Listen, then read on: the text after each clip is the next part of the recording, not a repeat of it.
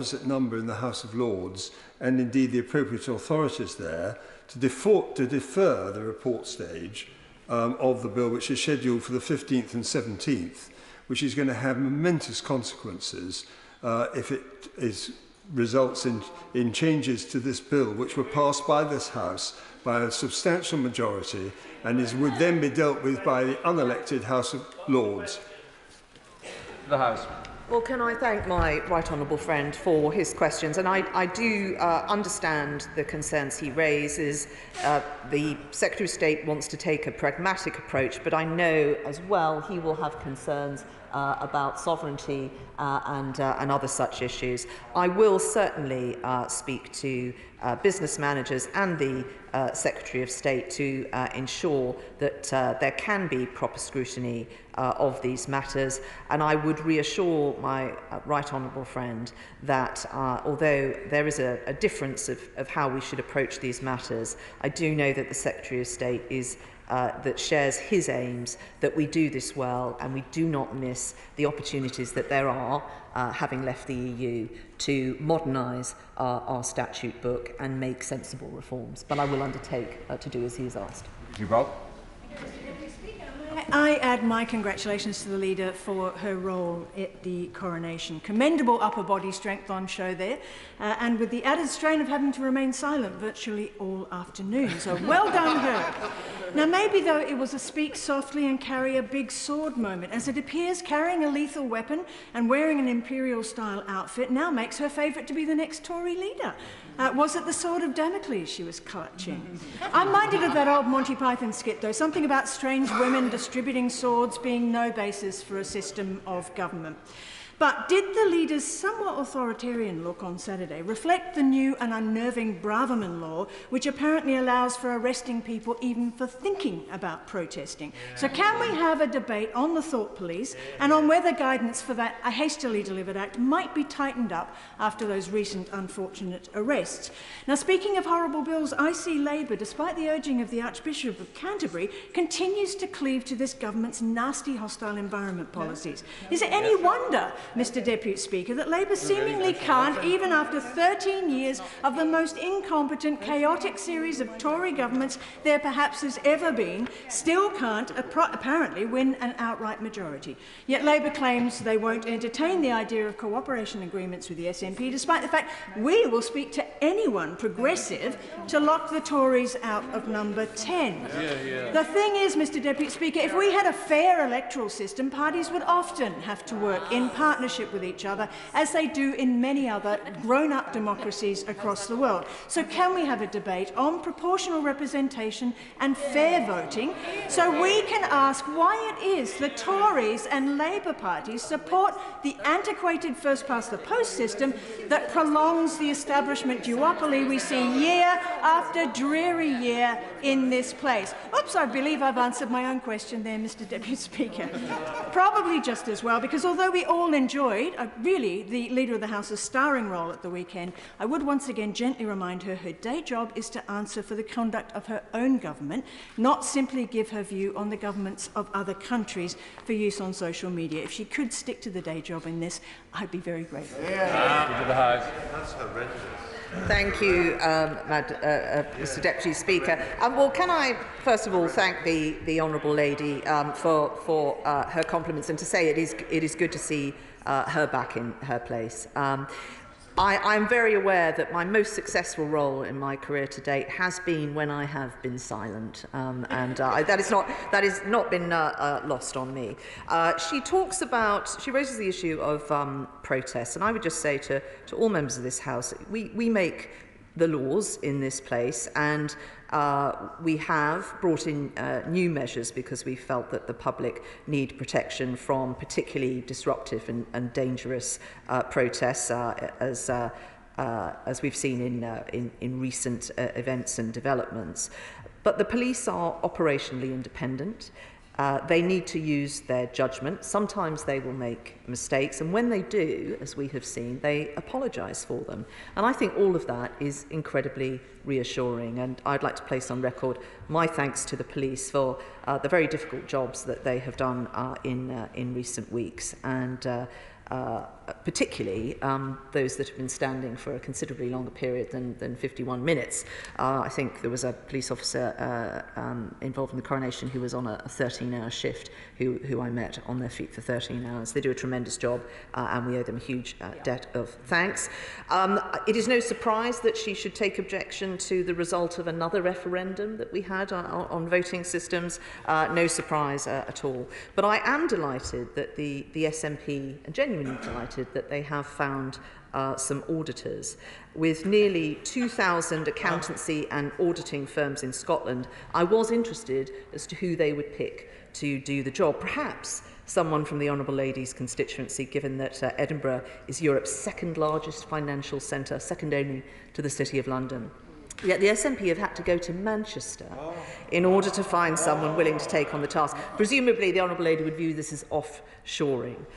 Perhaps now they could turn their attention to their dire mishandling of Scottish finances and the recommendations of Audit Scotland.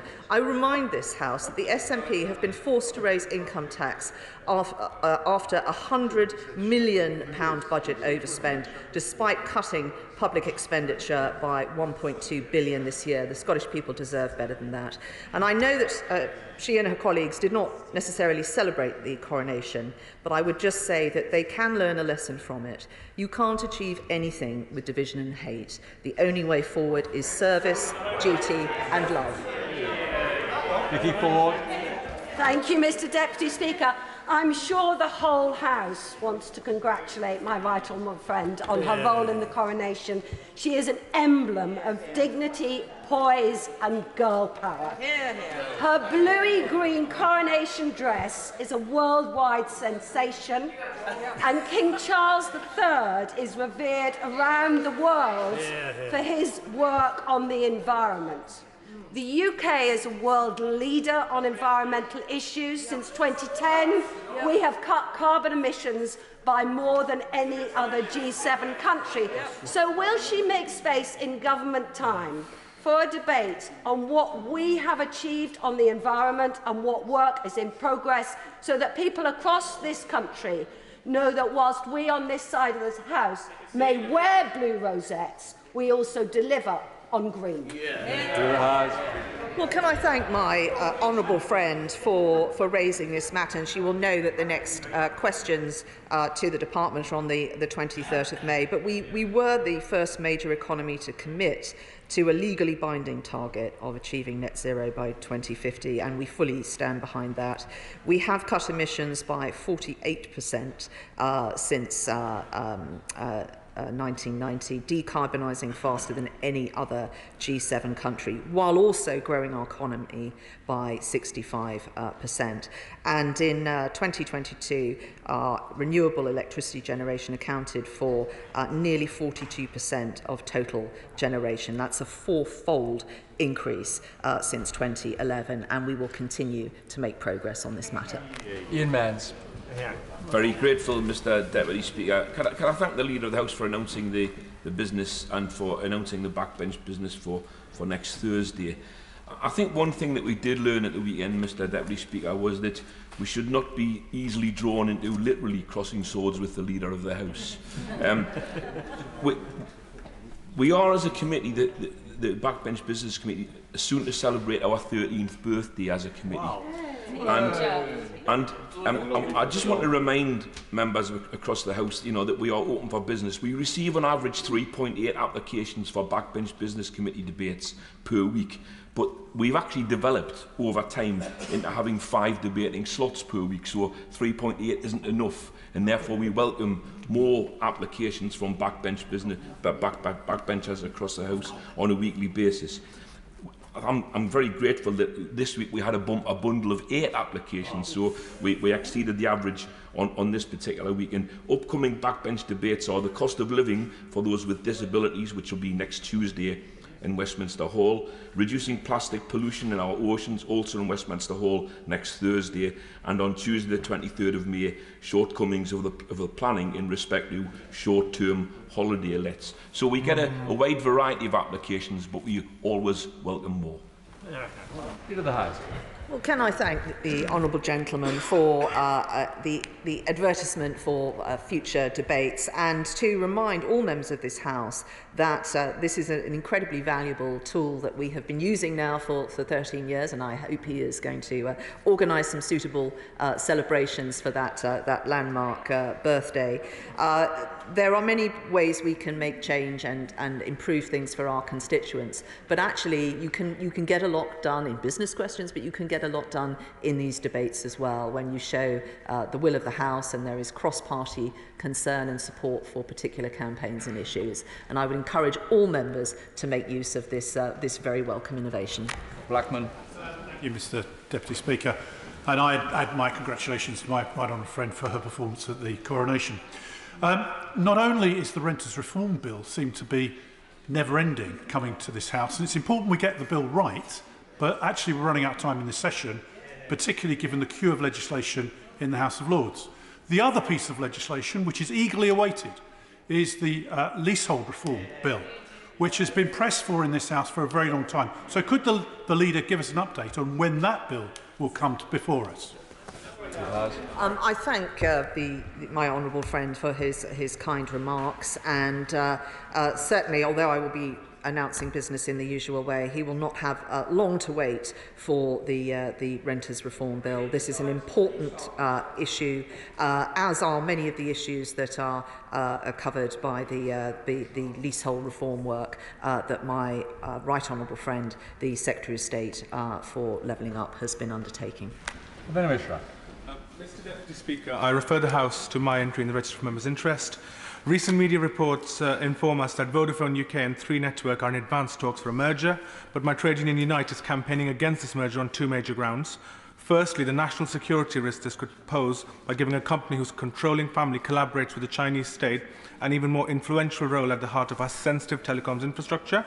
And secondly, because this merger would fatally undermine competition by reducing the number of major providers in the British telecoms market, resulting in substantially higher prices for British consumers. As such, will the Leader of the House allocate time for a debate in government time about this merger, as this will impact constituents in each and every constituency across the UK?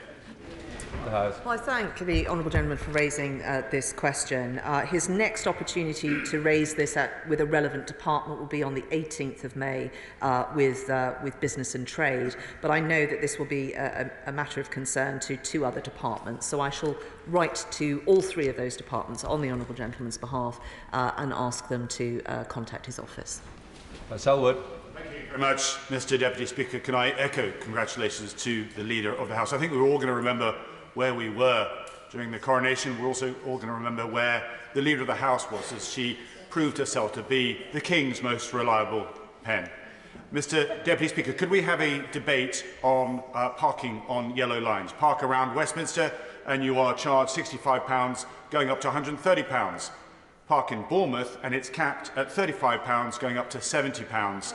We don't have the crane lorries to remove cars, and tourists who are most welcome have realised that actually paying £35 for a day on a sunny day's visit is worthwhile. But that's affecting emergency services getting around, and indeed also concerns by the residents. So could we have a debate, please, or a statement on gaining parity so Bournemouth, Christchurch and Poole Council can actually raise its parking fines for parking on yellow lines? Thank you.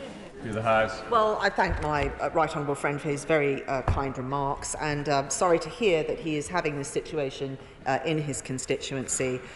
Clearly, these issues are not done to raise revenue, they're done to ensure that thoroughfares are clear for emergency vehicles, as he points out, or for safety reasons to avoid accidents happening. I shall make sure that both the Secretaries of State for Levelling Up and the Department of Transport have heard his concerns, and he'll know how he can apply for a debate in the usual way.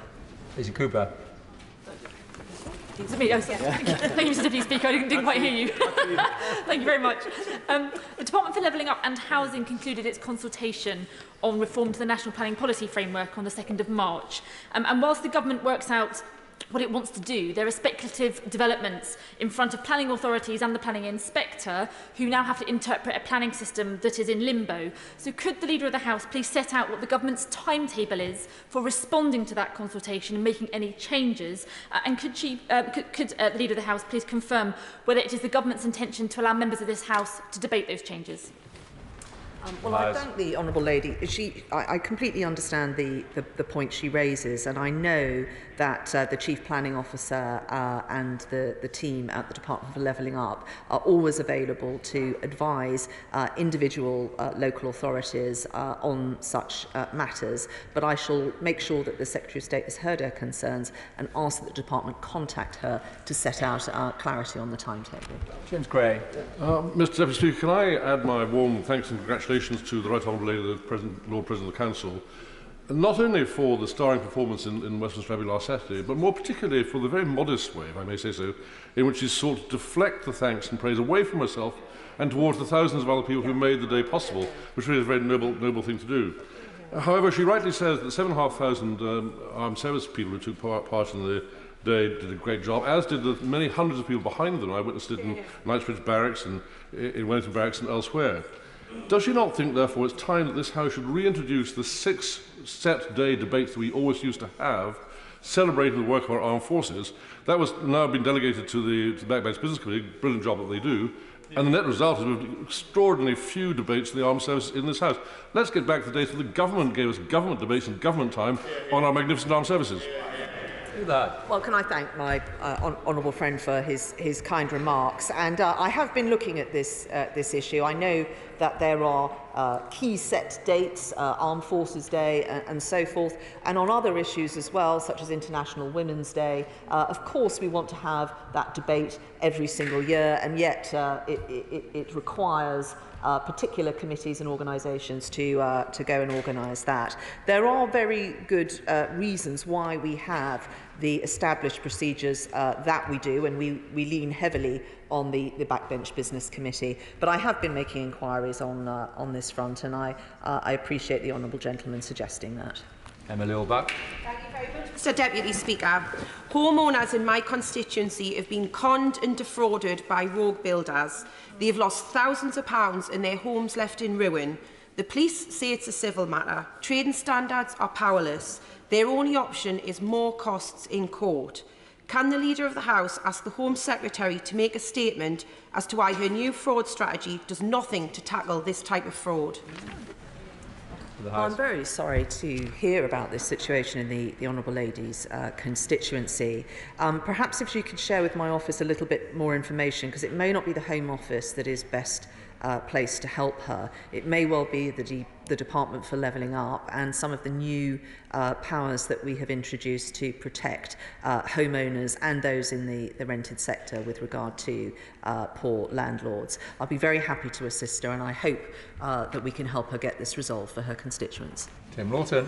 Thank you, Mr Deputy Speaker. Can I add my congratulations to my right honourable friend for her magnificence at the coronation and say how disappointed I am that she's not been asked to reprise her role on the Eurovision stage, or at least read out the votes from the UK jury. But a less welcome guest at the coronation was the Vice President of China. And this week we hear a British Trade Minister is feting the Chinese in Hong Kong, and the Foreign Secretary is looking forward to a visit to China, as if the Chinese genocide was not still continuing, as if the Chinese government was not continuing to flout international law, and as if 5 members of this House, including me, are still not sanctioned by the Chinese Communist Party government. So can we have a debate on exactly what our relationship is with China going forward, and to make sure that every opportunity for meetings is prefaced with calling out China's continued abuses and a progress report on what is being done to lift the sanctions on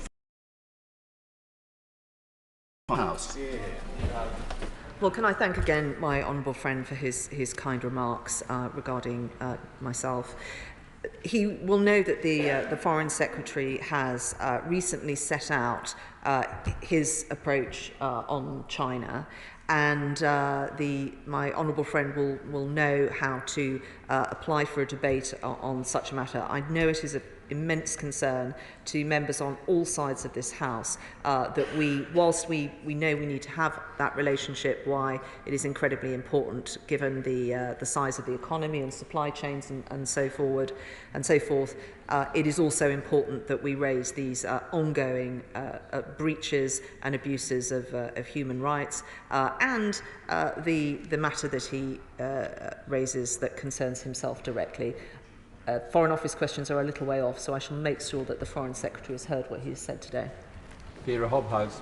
Thank you, Mr. Deputy Speaker. May I put on record my admiration for the role she played during the King's coronation. She was magnificent and represented us beautifully. Mr. Deputy Speaker, many of my constituents have written to me with concerns about unsuitable living conditions in properties owned by Sanctuary and run by Sanctuary. My casework team has written many times. I've written 6 weeks ago to the Chief Executive. No response. I know that many other MPs and councils have raised concerns about the unresponsiveness of that organisation. Can we have a debate about the responsiveness of social housing providers who are, after all, providing a very important public service? Well, I thank the Honourable Lady again for her remarks. I think the moral of the story here today is that when the chief execs of such social housing providers have letters from members of Parliament, they should do well to reply to them in good time, because otherwise members of Parliament will come to the floor of this House, name the social housing provider, and the leader of the Commons will be forced to write to the Secretary of State to make sure they have heard the honourable member's concerns. I wish her well, and we stand ready to assist her in getting this resolved for her constituents. Anna Firth. Thank you, Mr. Deputy Speaker. May I start by passing on the many messages of congratulations and thanks from Southend residents to my right honourable friend on her absolutely outstanding contribution to the coronation. But whilst I'm talking about outstanding contributions, this afternoon the Mayor of Southend City, Councillor Kevin Robinson, steps down after an absolutely exemplary year in which he welcomed the King and city status, bade farewell to our Queen, raised £26,000 for charity, whilst all the time working full-time as a dementia nurse. So will the Leader of the House join me in thanking Mayor Robinson for his outstanding service, but also thank the 500 Essex police officers who worked behind the scenes at Stansted Airport to make sure the very many foreign dignitaries from all over the world got into and out of our country safely. So perhaps we could have a debate on the important contribution that mayors and other civic leaders make to our communities. Well, can I thank the Honourable Lady and the residents of Southend for their very kind remarks towards me, and of course join, as I'm sure all members of this House would, in saying thank you, well done, and good luck for the next chapter to Mayor Robinson, and thank him for all the work he has done. And I also thank the Honourable Lady for allowing us again to give us another example of the many hundreds of people who contributed towards making the weekend such a success, and enabling, in particular, I think 95 heads of state to come and visit and celebrate in this very special moment. We send them all our thanks. Marsha Dikatova. Thank you, Mr. Deputy Speaker. It is shocking that the government has yet again made an outrageous U-turn, deciding to scrap plans to abolish the feudal leasehold system. We all know the current system is not fit for purpose, and it often traps many homeowners, including many of my constituents in Battersea. Now, the Secretary of State agreed with me and said he would be bringing forward some reforms. So can the Leader of the House let us know what the timeline is when we will see a bill on leaseholder reform? The Honourable Lady for her question. The next questions to the Secretary of State are the 5th of June. Several members have raised these particular matters. As I say, the House will not have long to wait for the Renters Reform Bill to come in, but I shall ask the Secretary of State to contact the Honourable Lady's office and the others who have raised this matter, with particularly to leasehold reform, and update them. Smith.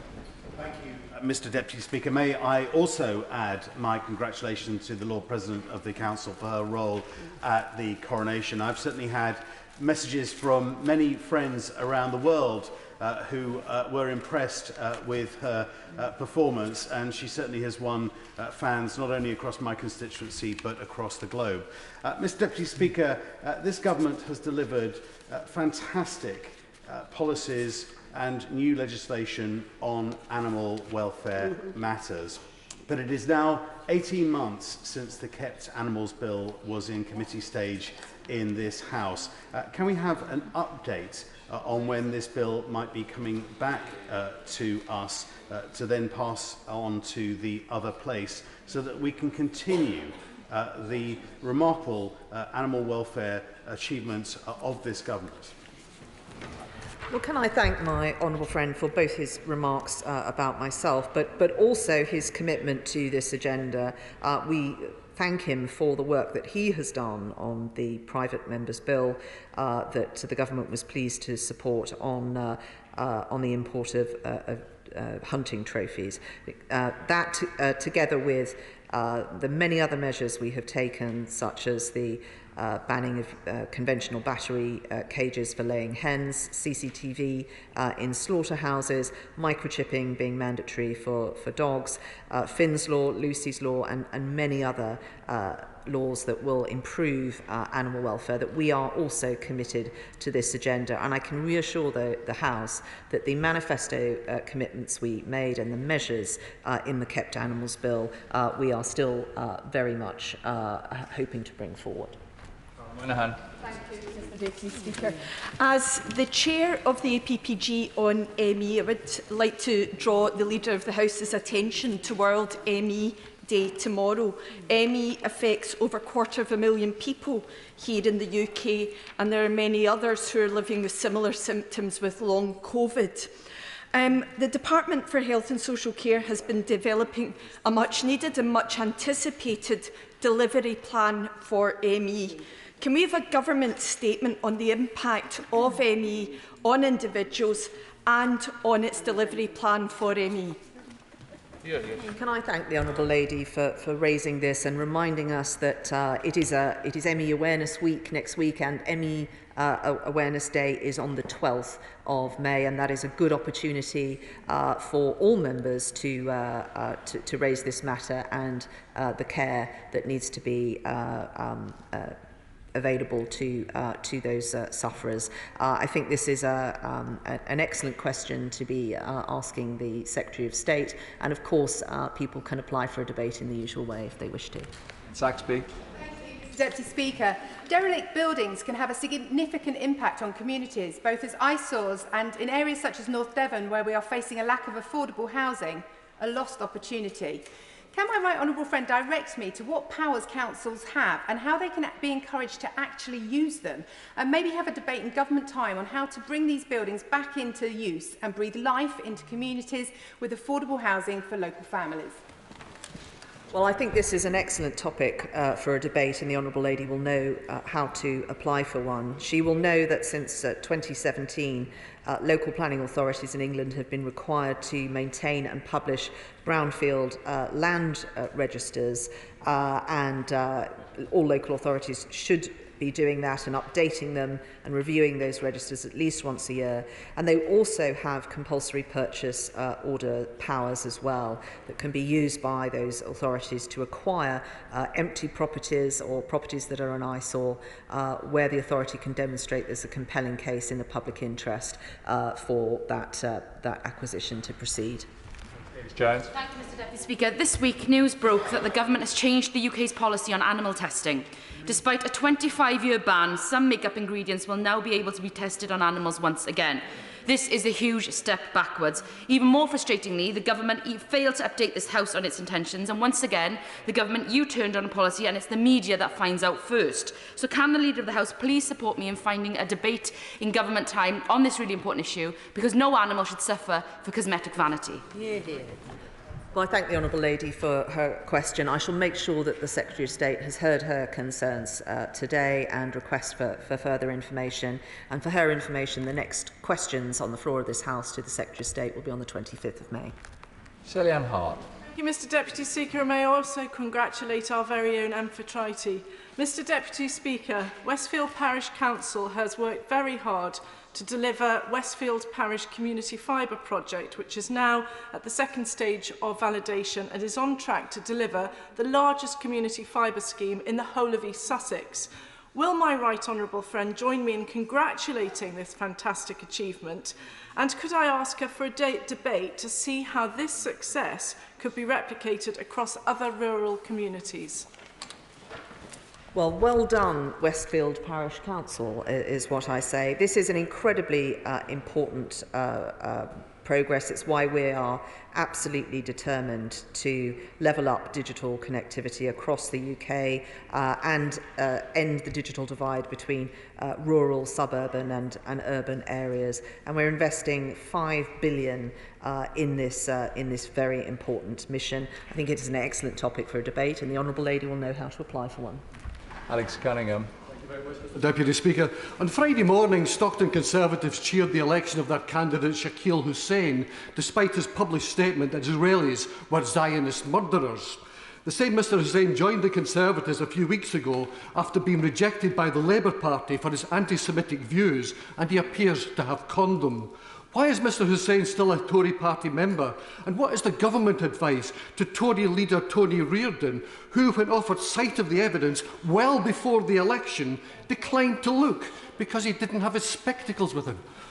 Oh, you joke. Well, the honourable gentleman will know that this is not a matter for the Leader of the House, but it would be a matter for the party chairman, and I would suggest that he raises any concerns he has about the conduct of any individual with the party chairman.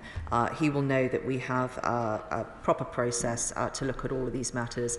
I don't think he has done that. He may wish to do that, and that is the best advice I can offer him as Leader of the Commons. Dr Luke Evans.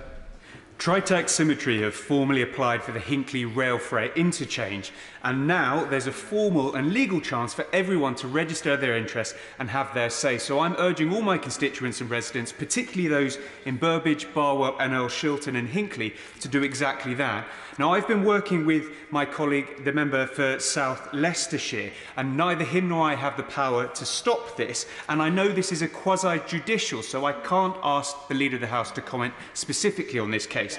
But could we have a debate on creating a national strategy for rail freight interchanges to make sure they are joined up in somewhere like the Midlands where it can be so problematic?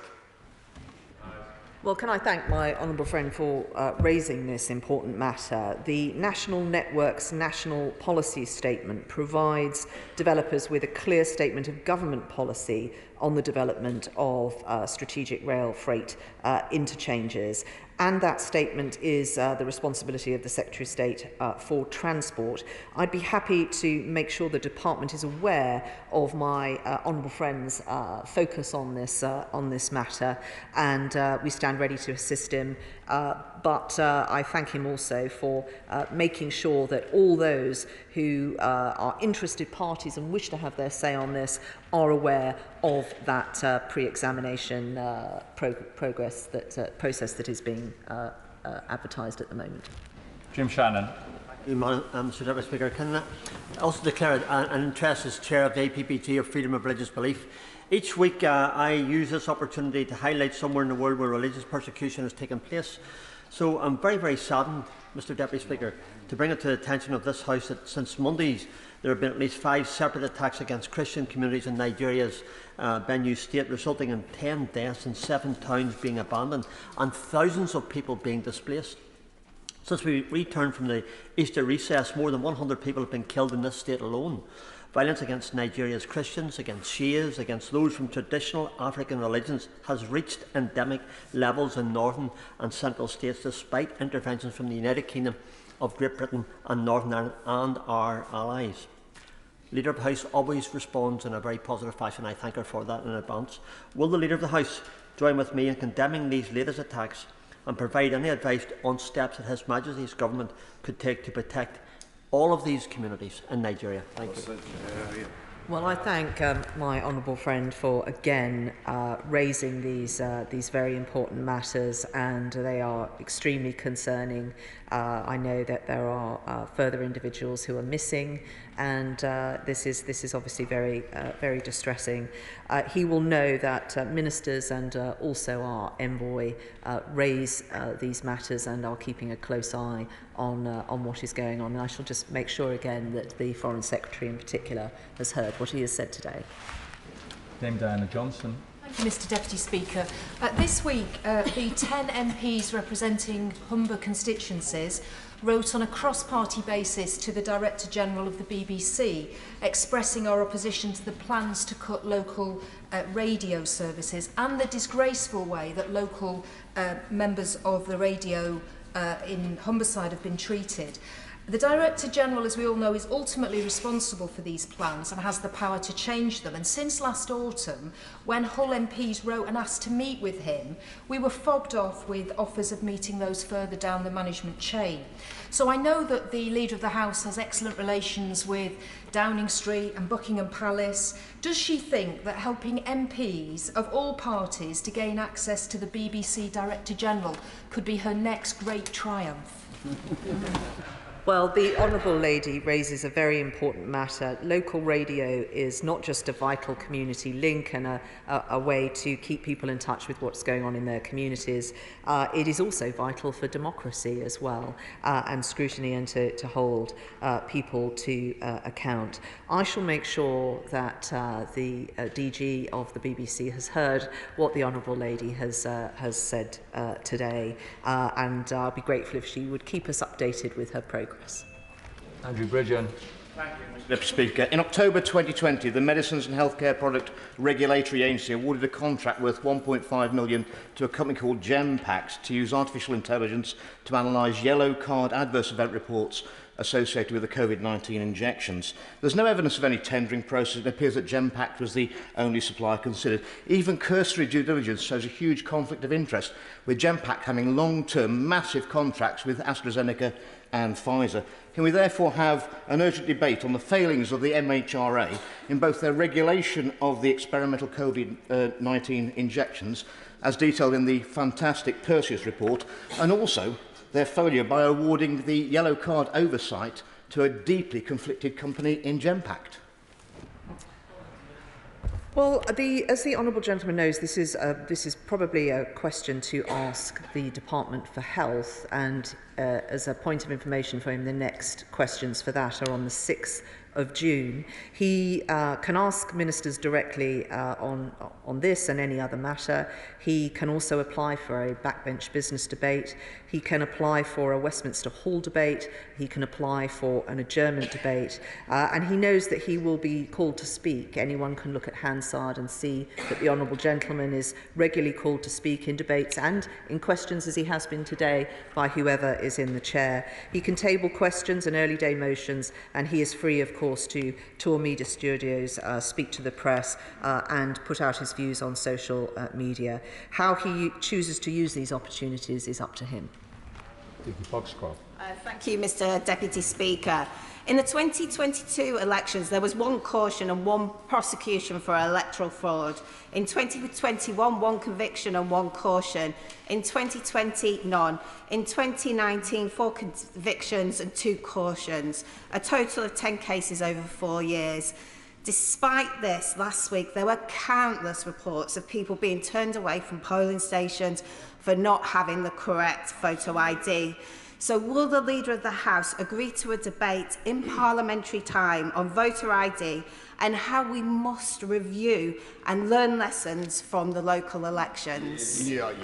Well, I thank the honourable lady. She knows she's just missed Cabinet Office questions, which was this morning, where she should raise this matter.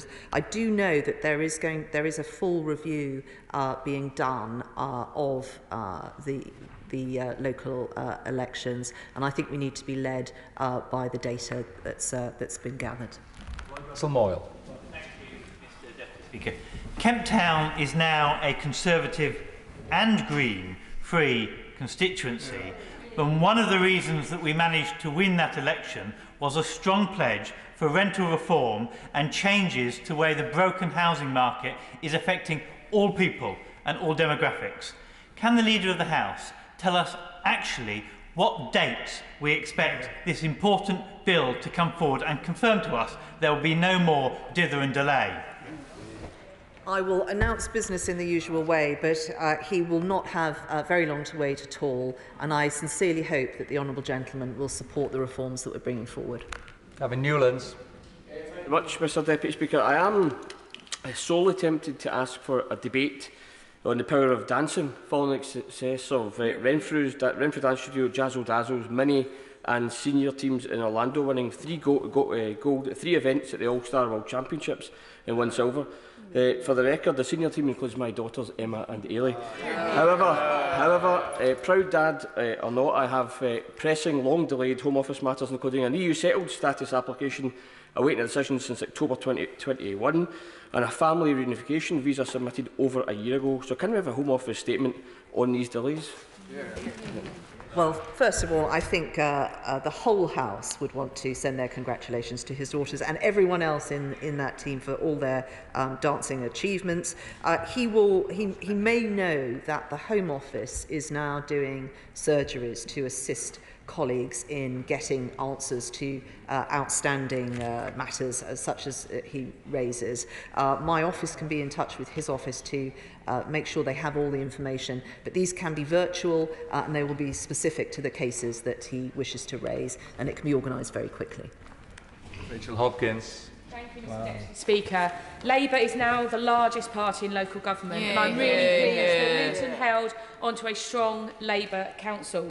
But importantly, just like the PLP on this side of the House, Luton now has a majority of Labour women councillors. I'd like to ask the Leader of the House if we could have a debate, though, around tackling the barriers that many women and young people from diverse and working class backgrounds face in order to try to serve their communities in local government. Well, these are very important issues, and I know also that the Local Government Association is very focused on ensuring that any barriers that there are removed and tackled and addressed. And what I would also say, because we often hear about the negatives of serving in elected roles, whether it's in this place or at a local government level, is that the good far outweighs the bad, and if people feel that they want to step up and serve their community, chances are they're going to be good at it, and we should all encourage them. John Trickett. And the Leader has been very generous several times about talking about the problems with leasing. Section 24 allows no-fault evictions. And is it not shameful that since the government first committed to dealing with this, 40,000 families have been evicted through no fault of their own, some in my constituency and some even by a text, you get out of this house because we want it for something else. That is not acceptable. Now, it's been put to me this morning by a constituent. There are 50 members of the government front bench who are landlords. The best way to reassure people in the country that they are not having an effect on this is for the Leader finally to say when this legislation is coming and whether this loophole finally will be sealed off completely. The honourable gentleman for his question. The bill will legislate to abolish no-fault evictions, and he will not have very long to wait at all before that bill is in front of him. Wendy Chamberlain.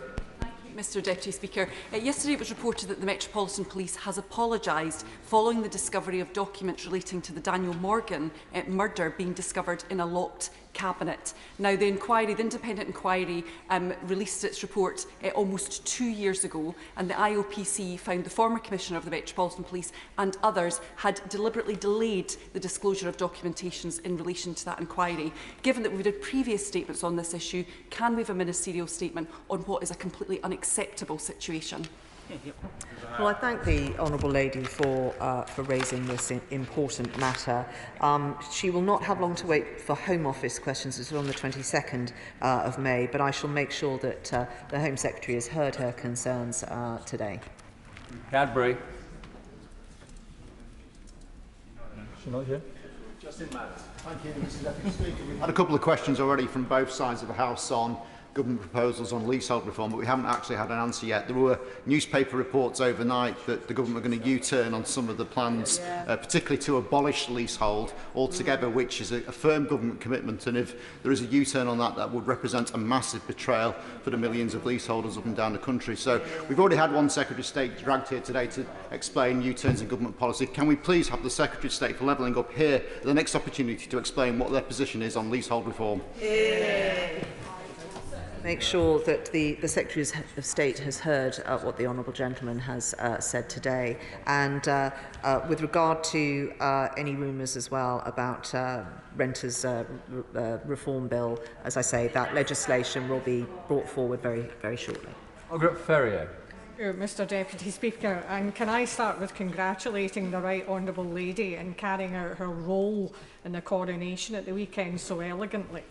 Social enterprise Hey Girls has launched the Pads for Dads campaign to educate fathers about periods and to give them the tools and confidence required to support their children with this. Maybe have a debate in government time on the importance of ending the stigma around periods and why menstrual education should be normalised across all demographics in the UK. Well, this sounds like a very worthwhile initiative, and I congratulate those that are behind it. It is incredibly important that we give people the tools they need to be able to support their children through the changes that they will go through, and I will certainly make sure that the relevant department has heard about this scheme and see what else can be done to support them in scaling it. Donald. Thank you, Mr Deputy Speaker. I've raised this issue before with the leader, but yesterday at PMQs, when confronted with the dubious dealings at Teesworks by my honourable friend, the member for Sunderland Central, the Prime Minister said contracts at the site would be a commercial matter for the companies involved. Could the leader convey to the PM that the people of Teesside are extremely angry, and even if he doesn't, they think how the benefit of £350 million of public money has ended up so massively benefiting a few preferred developers is very much a matter for them. And given that the Chief Secretary to the Treasury has agreed to meet with my honourable friend, the member for Denton and Reddish, to discuss the issue, I've written to him to ask him to extend that invitation to me. Could I prevail upon her to ask the Chief Secretary to do so and to include my honourable friend, the member for Stockton North? Well, I will certainly make sure that the Chief Secretary of the Treasury has heard what the Honourable Gentleman has said today. He will know that the spending and delivery for that particular site and Tees Valley Combined Authority has judged that is on track and that the transfer presented value for money, and these matters are independently audited, and those that are doing that have not raised any concerns around the judgment that South Tees Development Corporation has made or the management of the organisation. These are important matters, and they're a concern to the Honourable Gentleman, and I shall act on his request. But I also think it's very important that those facts are out there. What I'm sure the Honourable Gentleman wouldn't want is to stifle investment into the area. I know that's not his intention, and we just must be careful of that. Lillian Greenwood. Margaret Greenwood. Thank you, Mr Deputy Speaker. People in Wirral West are extremely anxious about a series of planning appeals by Leverhulme Estates relating to building on the Greenbelt, which will be heard at a public inquiry starting next week. The outcomes will particularly impact on people in Barnstone, Irby and Pensby, and have implications too for those in Greasby. Now, Leverhulme Estates plans are not wanted by local people, and they are contrary to what Wirral Council has set out in the local plan, namely that the borough's housing needs can be met on brownfield sites and land in urban areas. So can we have a debate in government time on how a resolution can be found in cases like this, where there are clear conflicts between what, on the one hand, local people and the local council want, and on the other, what development wants? And can that debate also cover considerations of ways in which we can give the Greenbelt the stronger protections it clearly needs? Well, can I thank and congratulate the Honourable Lady for raising this matter and advertising it to her constituents and other interested parties who will want to participate in that process. The subject matter she raises is often raised in this House by many members, and I'm sure that if she were to apply for a debate, it would be well supported. Robert Keeley. Thank you, Mr Deputy Speaker. I would like to congratulate the Leader of the House too on the assured way in which she carried out her role as Lord President of the Council during the coronation service. I hope she was as struck as I was by the excellence of the music we heard, and I want to congratulate the musicians, the choirs, the conductors and the composers involved. However, classical music is under threat from proposed job cuts in the BBC orchestras, the funding cuts already made by the Arts Council to opera companies and orchestras, and the dramatic falls in the provision of music education in state schools. So can we have a debate in government time on what is needed to protect the future of classical music in this country? We need to ensure the music at future important events is just as excellent. Well, can I thank the Honourable Lady for affording us all the opportunity to say thank you to those many people who were involved in such amazing music for the celebration, but in other events surrounding it as well. And of course, music that would also be taking place and being enjoyed in every church in the land on the following day. Our choral traditions in particular are really unique in this country, and it is enshrined in the background and the pipeline of people that come forward to organisations like the BBC Singers. I'm sure this is a topic of concern to many, and if she were to apply for a debate, it would be well attended. Mr Deputy Speaker. Next week is Christian Aid Week, and this year the focus of the week is on women farmers in Malawi and the challenges they're facing because of climate change and the consequent impact on the cost of living. Now, since 1957, Christian Aid has worked with thousands of churches and thousands of individuals, including in East Renfrewshire, my constituency, which was in the top 10% of areas supporting Christian Aid Week last year. I wonder if we can have a debate in government time on the value of the work which Christian Aid and all their volunteers do in countries across the world where there is such need, and on how government can support that need by acting to make sure that the most vulnerable in the world are properly supported. Well, can I thank the Honourable Lady for reminding us all of Christian Aid Week, and to highlight the many good works that they do with those donations. She will know that initiatives that have been in existence at the FCDO are very keen to allow tax breaks for donations, but also initiatives such as Aid Match and others are really maximising and incentivising people to donate at these occasions. And I thank her for reminding the House of this important week coming up. Coyle. The Southwark-based firm MPE applied for specialist engineering visas in March, but have had no reply from the Home Office, despite these jobs being on the government's skilled worker shortage list, and despite costs of £15,000 to MPE. Their German office accesses equivalent visas at no cost to the company and in a fraction of the time. So will the leader use the sword she wielded so well at the coronation to help slice through and slash the costs her government imposes on businesses by allowing time to debate how Home Office policy harms UK competitiveness? Well, I think if people especially are paying for a service, they should get that service. And I will, at the risk of repeating myself, advertise to the Honourable Gentleman the service that the Home Office are doing now for Members of Parliament. If he's had any difficulty in accessing those surgeries, I'll be very happy to assist him in doing so. Wishart. I know I upset the Leader of the House last time I was here by bringing up her embarrassing belly flop at that daft diving contest that she was part of, but even I was impressed by that sword wielding at the coronation. Like, somebody who could carry a sword, stay mute while advertising Poundland deserves my admiration. But can I say to her, it serves absolutely no one for her to criticise a political party for hate and division, particularly when it's her government that's brought forward that hateful immigration bill and divided a nation with their extreme hard Brexit. I think the manner in which the honourable gentleman has asked his question provides the exact response that I would give.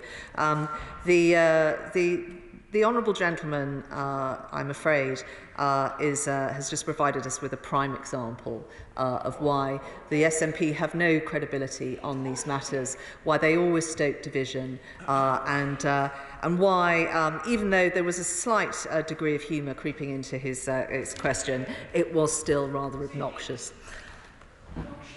John Sparrow. Thank you, Mr. Deputy Speaker. The Leader of the House earlier on commended rightly the Honourable Member for Crawley's Hunting Trophies Bill and also the government support for it. But that bill was carried by this House on the 17th of March. It had its first reading in the House of Lords on the 20th of March, but has made no further progress since then, giving rise, I'm afraid, to concerns that it may be being delayed and undermined by Tory backwoodsmen down the corridor. Through the usual channels, can she get this welcome, much-anticipated bill moving forward and becoming law? I can give the honourable gentleman absolutely the reassurance that the bill is continuing to make progress. A lot of work has been going on in the other place on any outstanding concerns people have. The bill will make progress. Mr. West. Thank you, Mr. Deputy Speaker. 13-year-old Robert Hattersley drowned in the River Tyne at Ovingen while playing with his friends in July last year. Robert was a popular and much-loved young man. His parents, Carl and Stella, who live in my constituency, will hold a meeting next week to set up a foundation to raise awareness of water safety among young people to prevent tragedies like Carl's. Will the Leader of the House join me in sending them good wishes in the campaign? And as we approach the summer, can we have a debate in government time on the importance of water safety? Yeah. Well, I'm sure the whole House would want to send our thanks and our admiration to the Honourable Lady's constituents who have, out of unbearable tragedy, done something so positive to help others. And I think she is right, particularly as we head towards the warmer weather, that we remind people of the importance of water safety. If she were to apply for a debate, I'm sure it would be well attended. I did toss the coin, Mr. Stevens, and you won. Fails, Mr. Deputy Speaker. The Leader of the House will be aware of the rocketing food price inflation which is squeezing living standards across these islands, and that includes, I'm sad to say, many workers in the food industry itself, with a recent published survey of the Bakers Union showing that 40% of workers in the food sector were skipping meals and 1 in 5 were using food banks. So can we have a debate in government time about how we can pay food workers fairly, discuss matters such as making sure that those price rises, without price rises for consumers, looking at rampant profiteering of some of our large supermarkets, and can she confirm whether trade union representatives of food workers will be invited to the Government's National Food Summit next week? Well, I thank the honourable gentleman for raising this. He will know that the next relevant questions are going to be on the 25th of May, and he may like to raise these matters there. But given the timeliness of the event next week, I shall ask that DEFRA get in touch with his office to answer his question about delegates. Last but definitely not least, Christine Jardine. Thank you very much, Mr. Deputy Speaker, although I do find my concerns about gambling now reinforced. Can I both add my congratulations to the manner in which the Leader conducted her role in the coronation last weekend, and welcome the reassurances she gave earlier in this debate to the Government's commitment on animal welfare. However, the Animal Welfare Bill itself is something which has provoked a lot of concern both from my constituents and the Dogs Trust, who were here just this week. It's the lack of progress. I raised this in Environment, Food and Rural Affairs questions back in February about the time scale we now face and the lack of progress. So is the Leader able to give us any reassurance today that this bill will come back in time and be heard? She knows that I will announce forthcoming business in the usual way, but I can reassure the House that the Government remains committed to these measures. They were in our manifesto and we have every intention of delivering them. Can I thank the Leader of the House for responding to questions for well over an hour? I've been an MP for 31 years, and it's very rare to see such unanimity in the House of Commons. There's normally discordant voices, but none today, in paying tribute to the Leader of the House in the role that she played on Saturday. I texted her straight away to say how proud I was of her, and when I spoke to her, I said, I couldn't even hold an umbrella up for an hour, and you held that sword for 2 hours. And sort of Penny let me know that she had been doing some exercising to make sure she was able to do it. And when I told her I couldn't hold the umbrella up, she said, Nigel, if ever you want any furniture moving, just give me a call. Thank you very much. You did the country proud. We now move on to the next statement on Ukraine, and I call the Secretary of State for Defence.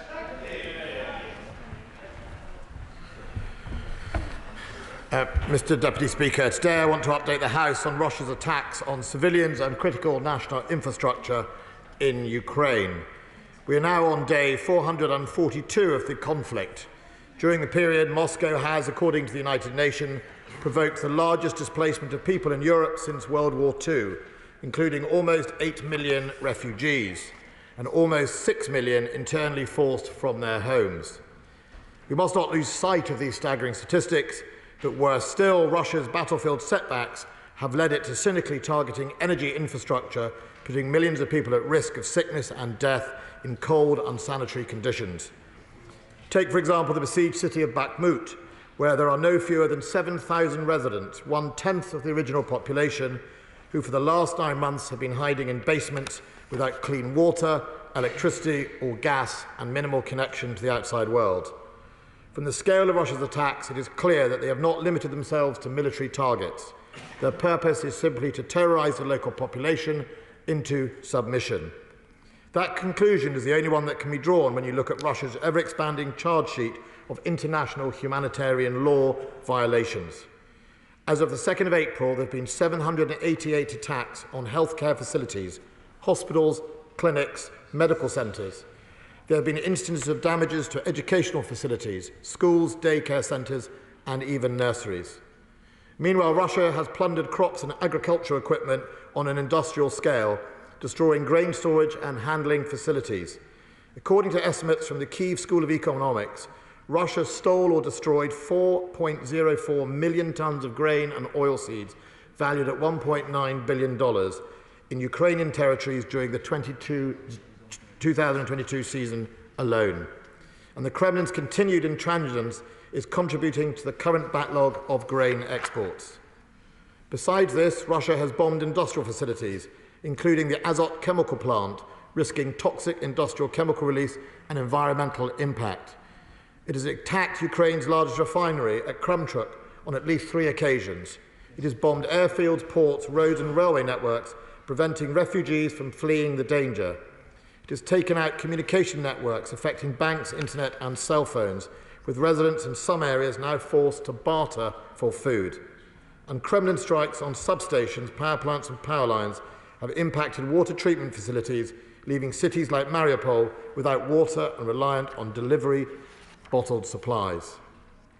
At the same time, Russia has forcibly occupied and undermined the safe operation of the Zaporizhzhia nuclear power plant, the largest in Europe.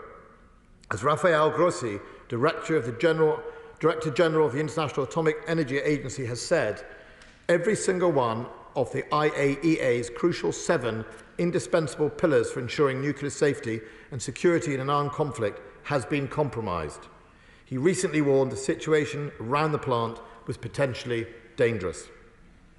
And sadly, so far, at least 23,000 Ukrainian civilians have been killed or wounded, although the actual figure is likely to be substantially higher.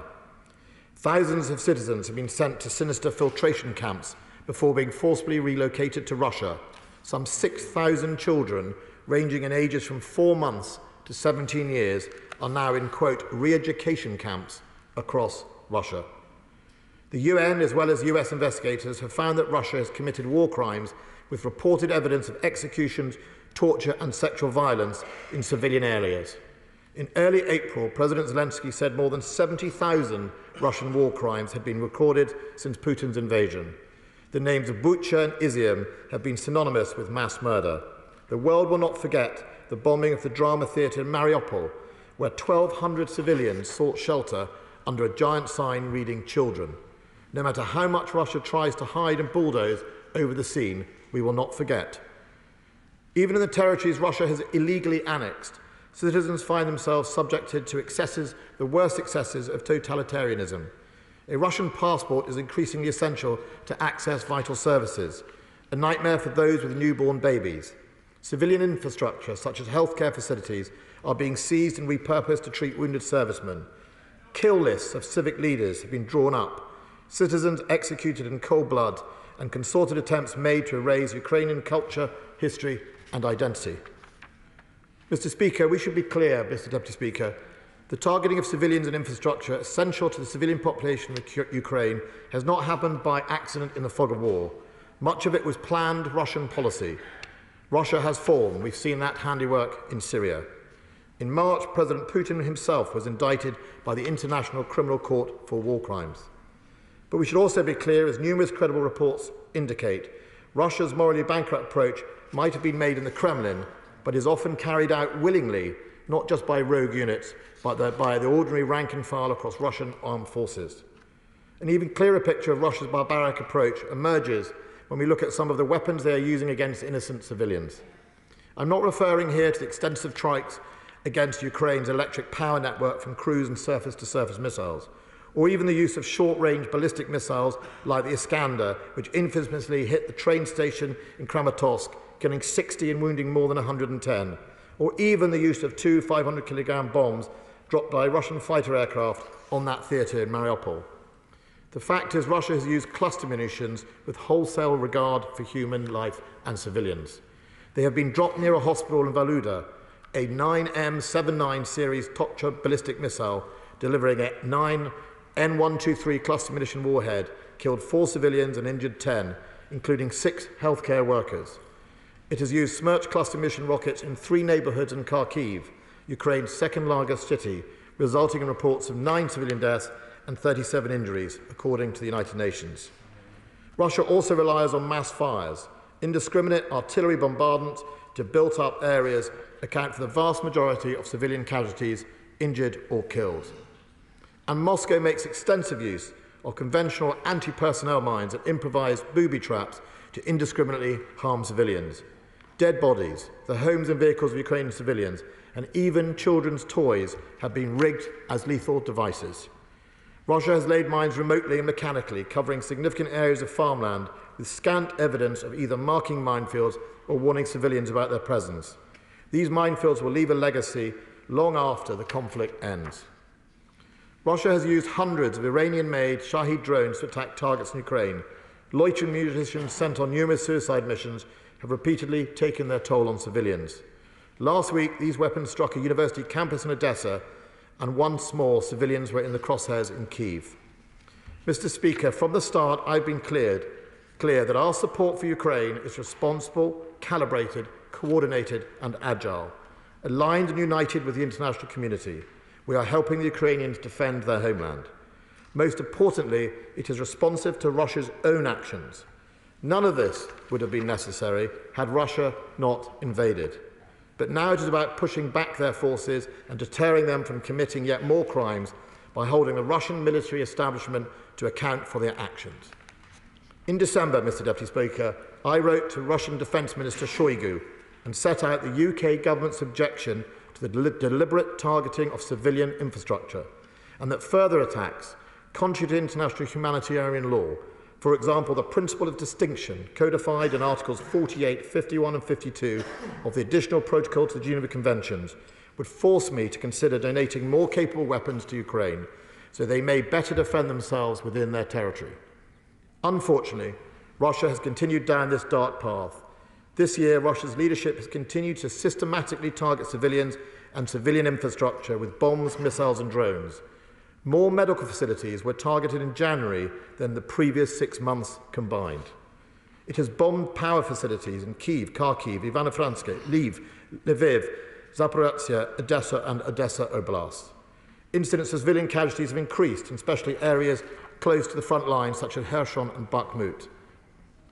In January, a block of flats in Dnieper was wiped out by a 5.5-ton Russian kitchen missile, probably causing 124 casualties, including 45 fatalities. In March, a 5-storey apartment block in Zaporizhia was attacked with an S-300 missile, almost completely destroying the building.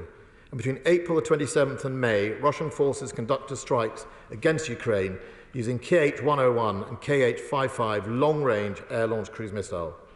Despite Kremlin claims that it is targeting Ukraine's military industrial facilities, one of the buildings struck was a 9-storey apartment building. The salvo left 23 dead and dozens more injured. Last week, Russia's shelling struck residential buildings, and on Monday they bombed a Red Cross warehouse full of humanitarian aid. And drone footage from Bakhmut appears to show white phosphorus raining down on the city ablaze. The use of such incendiary weapons, which burn at 800 degrees Celsius, with concentrations of civilians, is a contravention of Protocol 3 of the Convention of Certain Conventional Weapons. Mr. Deputy Speaker, as I've said many times in the past, we simply will not stand by while Russia kills civilians. We have seen what Ukrainians can do when they have the right capabilities. In recent days, 30 Shahed drones have been shot down. The Ukrainian Air Force says 23 out of 25 cruise missiles fired from sea and land have been downed. And we have had confirmation that Lieutenant General Oshchuk, the Ukrainian Air Force commander, that even Russia's much vaunted Killjoy air-launched hypersonic missile has been brought down. And that is why, Mr. Deputy Speaker, the Prime Minister and I have now taken the decision to provide longer-range capabilities. In December, I informed the House that I was developing options to respond to Russia's continued aggression in a calibrated and determined manner. Today, I can confirm that the UK is donating Storm Shadow missiles to Ukraine. Storm Shadow is a long-range, conventional-only precision strike capability. It complements the long-range systems already gifted, including HIMARS and Harpoon missiles, as well as Ukraine's own Neptune cruise missile and longer-range missions elsewhere gifted. The donation of these weapon systems gives Ukraine the best chance to defend themselves against Russia's continued brutality, especially the deliberate targeting of Ukrainian civilian infrastructure, which is against international law. Ukraine has a right to be able to defend itself against this. The use of Storm Shadow will allow Ukraine to push back Russian forces based within Ukrainian sovereign territory. I'm sure the House will understand that I'm not going into further details of the capabilities, but while these weapons will give Ukraine new capability, members should recognise that these systems are not even in the same league as the Russian AS-24 Killjoy hypersonic missile or Shahed Iranian one-way attack drones, or even the Caliber cruise missile with a range of over 2,000 kilometres, roughly 7 times that of a Storm Shadow missile. Russia must recognise that their actions alone have led to such systems being provided to Ukraine. It is my judgment as the Defence Secretary that this is a calibrated and proportionate response to Russia's escalations. Mr. Deputy Speaker, travelling through that country, as I have done several times since the invasion, you see the smashed buildings and the piles of rubble where once there were thriving businesses and homes full of life. They reveal the truth of Russia's invasion, their needless destruction and their gratuitous violence, their continuing violations despite warnings of international law and the deliberate targeting and killing of civilians. They are the visible and tragic symbols of the Kremlin's desperation. Try as they might, the Kremlin cannot hide the fact that their invasion is already failing. They can only occupy the rubble left by their destruction. At this week's Victory Day parade all it did was showcase this historic failure. It demonstrated Putin's efforts to twist the Soviet Union's sacrifice against the Nazis was an insult to their own immortal regiment. It was the facade of power, a distraction from the faltering invasion, the appeal to unity while even Russia's own leadership loses confidence, the hypocrisy of claiming victimhood while waging a war of their own choosing. The reality is, this is the war of President Putin's own choosing, at the expense of Ukraine's sovereignty and its civilian lives. Mr. Speaker, as you know, the UK stands for values of freedom, the rule of law, human rights and the protection of civilians. We will stand side by side with Ukraine. We will continue to support them in defence of their sovereign country. I commend this statement to the House. Don Healy. Mr. Deputy Speaker, we are united in our determination to help in the defence of Ukraine and of our shared values.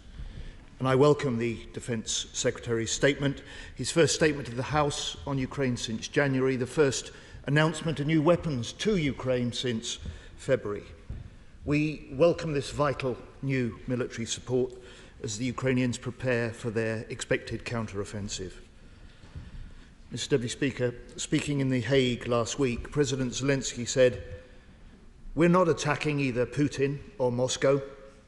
We're fighting on our own territory, defending our villages and towns." And today's announcement of UK Storm Shadow missiles will strengthen Ukraine's fight to repel the Russian forces and to defend against the brutal attacks the Defence Secretary has spelt out in detail today. Can I ask him, what are the limitations put on the use of these longer-range missiles? How have they been integrated with Ukrainian planes? And will other NATO allies now follow with similar support? Mr. Deputy Speaker, it was 6 months ago, as the Defence Secretary has said, when he told this House he was open-minded to sending longer-range missiles. And 3 months ago, in February, the Prime Minister said the UK will be the first country to provide Ukraine with longer-range missiles. So as I asked in my urgent question 2 weeks ago, why has this taken so long? Ukraine needs all military aid on the front line now. And President Zelensky said last night, and I quote, "Not everything has arrived yet. We're expecting armoured vehicles." So can I ask the Defence Secretary, have all the 10 types of UK armoured vehicles pledged to Ukraine now been delivered into Ukraine? And the Defence Secretary is right. Putin proclaimed in the Victory Day parade in Moscow this week, "Here is to our victory," he said, when he can't disguise and he can't distract from his failure in Ukraine. But despite this, Russia is far from a spent military force, and the next few weeks and few months will be critical. I'm really proud of British military leadership over the last year on Ukraine. I want, in 6 months' time, to be able to say the same. We want the UK's momentum for Ukraine to be maintained and accelerated. So when will we see the 2023 action plan for Ukraine, which the Defence Secretary promised last August? Why has no equipment bought by the UK-led International Fund for Ukraine been delivered to Kyiv 9 months after this scheme was set up? When will ministers designate the Wagner Group as a terrorist organisation, as Labour has argued since February with support on both sides of the House? Why is the government still refusing UK support for a special tribunal to prosecute Putin? And who in government is responsible for leading, integrating and coordinating the UK's backing for Ukraine? Now, the Defence Secretary knows that the government has had and will continue to have Labour's fullest support in military aid to Ukraine and in reinforcing NATO allies. NATO has overhauled its defences since Putin invaded Ukraine, and the Chief of the Defence Staff yesterday welcomed new NATO regional plans. Can the Defence Secretary confirm today the UK will fulfil in full our obligations in these plans? And finally, Mr. Deputy Speaker, the British public are still strongly behind Ukraine. They want the UK to continue our support, to confront Russian aggression and to pursue Putin for his war crimes. We must and we will stand with Ukraine for as long as it takes. Mr. Deputy Speaker, I'm grateful to the Right Honourable Gentleman for his and his party's support, and he knows as much as anyone of all our determination to see this through. And I think it has been an exemplary example of Parliament at its best over this last 440 or 50 days of this Russian invasion. I will try and seek to answer many of his questions and get straight to the point. On limitations, obviously we will not in public talk about if there are any limitations. The key here is to give Ukraine that capability to defend itself.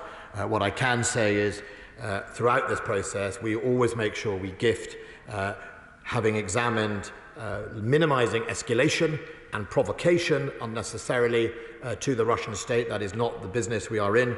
We are in the business of helping Ukraine defend itself within its sovereign territory. And of course, it is easy to forget that, of course, none of this would be needed. No deep strike capability would be needed if Russia withdrew its forces to the other side of the border back into Russia, and every Russian force would be safe after that. But of course, that is why we are seeking deep fires within Ukraine, for example, because Russia have invaded so far deeply into another country. On integration of the plane, of Storm Shadow is an air-fired missile.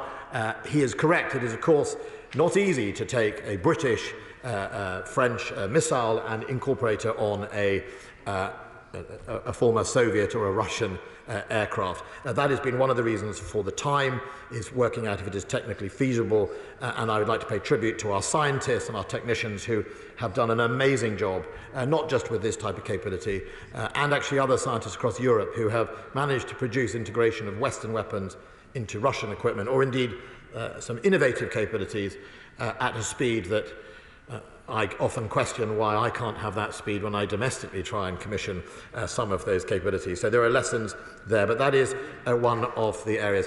I'm not sure there is many other powers with similar weapon systems for similar support. There is, however, a drive by many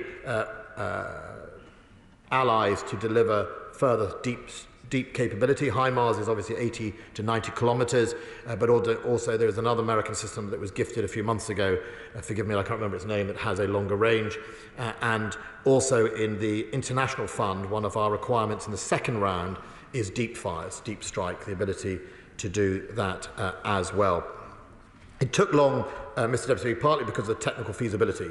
Taking effectively a sort of fifth or fourth generation weapon system and putting it sometimes on second or third generation aircraft is not easy, and we will see. They are not, I'm not going to comment on when we expect these to be used, but nevertheless they have yet to be tested, and we will soon find out, or maybe in the next few weeks or months we'll find out to the extent that has worked, but that takes time. Secondly, as I've always reassured the House, I wanted to calibrate our response. We need to make sure that we do these things in line that helps Ukraine further its capabilities. Gifting these earlier when we were unsure whether they necessarily work, and indeed without any form of offensive on the horizon, may not have made them vulnerable, but B, may not have made the difference that we're all trying to achieve. So all I can say now is, having technically cleared the hurdles, and as everyone talks about an expected counteroffence, now is the right time to gift these to Ukraine, and they are now going into or are in the country itself. On momentum, I would say that no one should doubt any of our momentum here. Yes, the media comes and goes and covers different aspects of the world, and Sudan comes along, but I think if you look at the government's track record in either its gifting, its training, Interflex, which we went from 9,000 last year, we're training 20,000 this year around the country in the United Kingdom, the gifting of the tanks at the beginning of the year, our momentum continues. And on that question about what has gone in the country, I'm certainly confident. I know that all our tanks have gone into the country, many of our Spartans, many of our armoured vehicles. I don't know if every single one has, and I'm happy to write to the Right Honourable Gentleman, but the big ones, like the tanks, they are all in country. They have trained, exercised, both here but then in Ukraine. And I know that the Ukrainian forces using them so far have enjoyed them very much and talk very highly of the challenges, and that also goes to the AS-90s that have not only been put in, but I think they've also been used as well. I think there's another lesson there. They seem to get excellent availability on the AS-90, so the lessons to be learned in our capability. On the Wagner Group designation, Mr. Deputy Speaker, of course, prescribing an organisation is a matter for the Home Office, done via collective right round. I can't comment on when and how those things happen. We've obviously heard the calls from both sides of the House to prescribe it. Wagner is a thoroughly a nasty organisation, not only from what we see in Ukraine, but what we see in West Africa, and indeed we've seen in Syria, and does pose a threat to the United Kingdom and her allies, either directly or certainly indirectly, and it is a group that needs dealing with, although Mr. Prigozhin seems to be making himself deeply unpopular with the leadership in the Kremlin at the moment, and if I was him, I wouldn't stand near any open windows at the moment if I'm dealing with Mr. Putin. But nevertheless, Wagner is here and we have to deal with it as well. On the regional plans, I am trying. The regional plans are over 3,000 pages long and also written in NATO speak, which probably makes them the equivalent of 12,000 pages long when you try and decipher them. It is very important that we try and both make our commitments that meet those plans and also support others if they don't have that capability, because the strength of NATO will be, can it carry its political determination into a military plan that makes a difference and deters, because that's what we're really about, deterring Russia or any other aggressor. So there is a few more weeks and months to go, but I'm absolutely wading my way through the 3,000 pages to see where in the action plan, and after this statement I'm off to the Army on Salisbury Plain to discuss exactly that. Selwood. Thank you very much, Mr. Deputy Speaker. Could I very much welcome this statement? I've just returned recently from Ukraine. There's massive appreciation for what Britain has been doing and continues to do, not just from the government with its lethal aid, but also from the British people with the humanitarian support that's been gifted as well. There was huge anticipation about the counterattack that's likely to take place, but also a message, which I hope the Secretary would agree, that it may require a second, third or fourth counteroffensive to take place. This isn't going to end simply when the Ukrainians decide to push forward, and we should expect Russia to go ugly, to use unconventional systems in response. On Storm Shadow, could I welcome this? Yet again, Britain stepping forward. Are the Americans going to match with ATACMS? And could he spell out the fact that there's still a request for jets to be gifted as well? And finally, Trump last night refused to say that he wanted Ukraine to win. This is a material factor because he could necessarily win the United States election next year, and this might be what Putin is banking on. Thank you. Yes, my right honourable friend's characterisation of the counteroffensives is correct. I don't think there is a single, one last thrush and everything's over by thrust by Christmas. I think this is a matter of Ukraine, quite rightly, finding and exploiting, as any good general would, weaknesses or indeed opportunities. So I think we should always manage our expectations that it is not all over by Christmas. And when you have a Russian army that doesn't mind sacrificing hundreds of thousands of its own people, you're up against not such rational leadership that would recognise, as anyone else would do, that the game is up already. When you lose 10,000 armoured vehicles and over 250,000 dead or wounded of your own soldiers, most people would have recognised the game is up. So that is one of the big challenges. Look, there are other, obviously, weapon systems that Ukraine asked for, and the ATACMS is a well-documented capability. We're pretty confident that the Storm Shadow will plug some of that gap and definitely deliver the deeper range that HIMARS used to achieve when it was at 80 kilometres, but the Russians, after suffering significant losses to HIMARS, obviously worked out and moved beyond range rings. So we think the Storm Shadow will absolutely help the Ukrainians make that difference as well. And on the US President today is President Biden. I have a good relationship with him, so does the government as well. They have stood firm, $87 billion worth of donations. They put their money where their mouth is. They have huge amounts of effort gone into their support. I lived in America for a few years, or my parents did. I know that the decent and good people of America would recognise that their rights are just as important as the people's rights of Ukraine, and whoever comes next to the president, their constitution upholds rights. I think that is what will unite them, and I'm confident that whoever comes next will continue to support the battle to uphold human rights.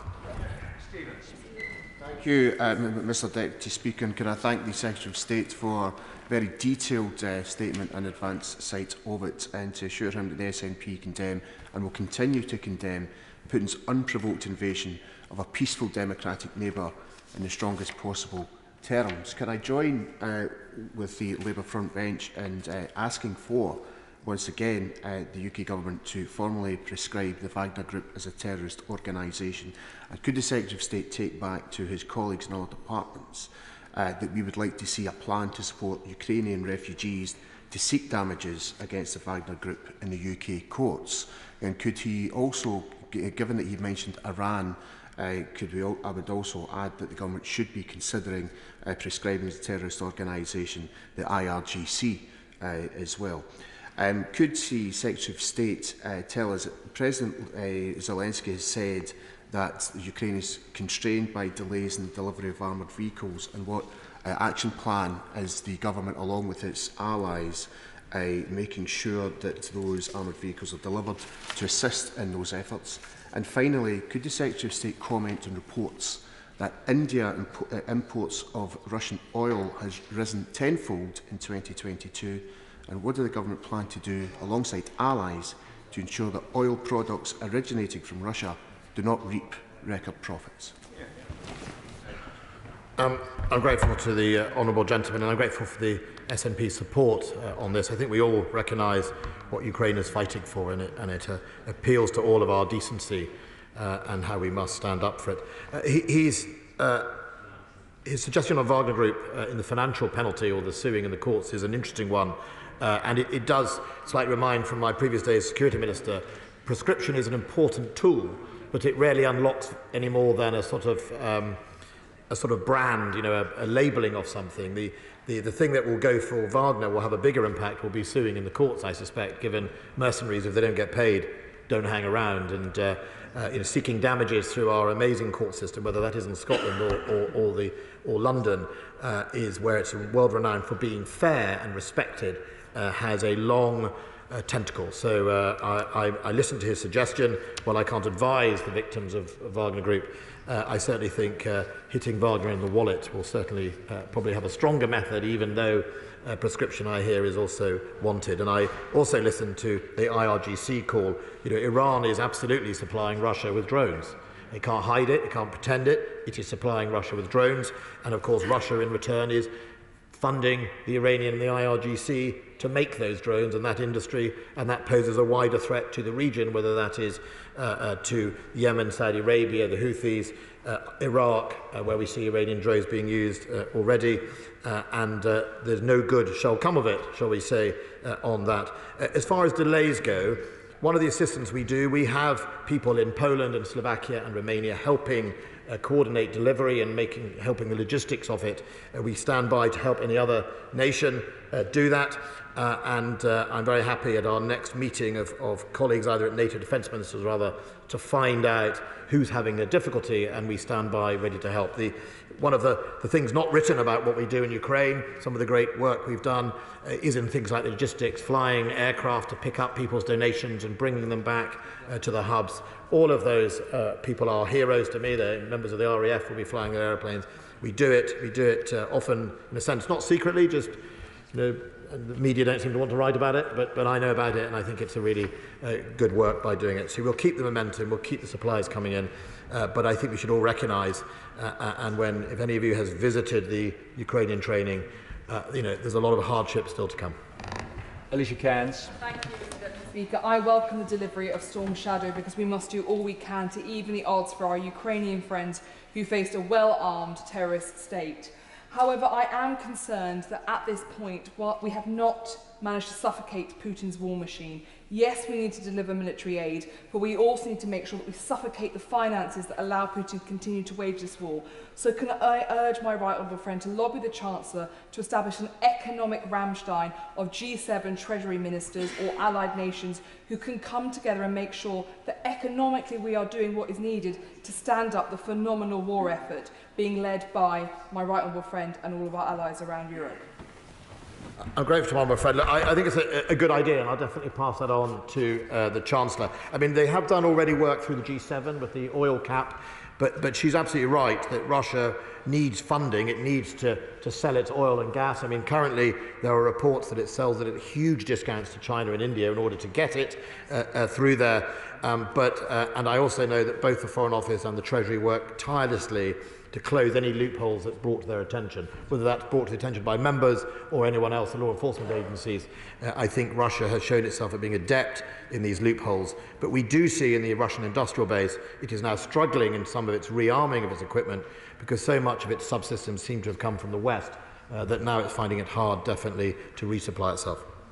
John Speller. Thank you, Speaker. The announcement about new munitions to Ukraine is very welcome, but we also need reassurance that his department will be able to restock.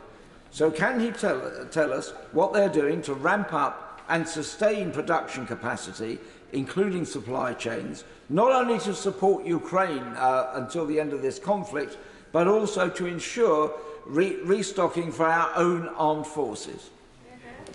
The right honourable gentleman has asked, and consistently asks, and he is right that we have to keep restocking ourselves. Some of the restocking has started in the NLAWs. You remember the very first gifting that has started a few months ago. Also the areas of the low and high velocity anti-aircraft missiles.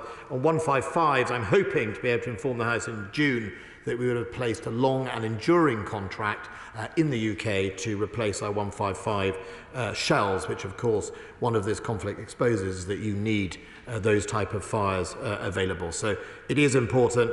It's important. The Treasury gave me in the autumn 560 million for some of that refurbishment, but also other funding at the latest budget, which I will of course make sure is spent in keeping our forces refurbished. Well, Francois. Thank you, sir. We have led Western Europe in supplying kit to the Ukrainians, ably administered by MOD equipment, defence equipment and support, it should be noted, but we haven't yet sent jets. Despite the fact we've got a squadron of Tranche 1 Typhoons sitting in a hangar, and despite the fact that President Zelensky very publicly called in Westminster Hall recently for us to do that. Secretary of State knows from his own experience that when this long-awaited counterattack begins, those Ukrainian brigades must have local air superiority over the battlefield in order to succeed, and what is left of the Ukrainian Air Force is far too small to do it on their own. So can I ask him specifically, what are we doing, A, to send jets, and B, what are we doing to encourage other Western allies to send them MiG-29s, F-16s or even A-10s, because it would be a tragedy, literally, if the counter-offensive ran out of momentum because it lacked air support. My right honourable friend is right to talk about how you may maintain momentum and needing air support because, of course, while the Russian army has been very, very badly decimated, its air force, a significant part of its air force remains in a good condition, and therefore it is vital that that air attack potential is minimised.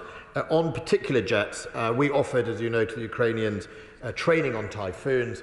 I recently received a letter turning that off as a request and asking us for support on the F-16, which of course we don't hold. However, I would encourage anybody to gift F-16s to help the Ukrainians, and in the meantime, we already use some of our funding and support to buy spares for the likes of the MiGs and everything else if that is required, because the other challenge this year is going to be sustainability.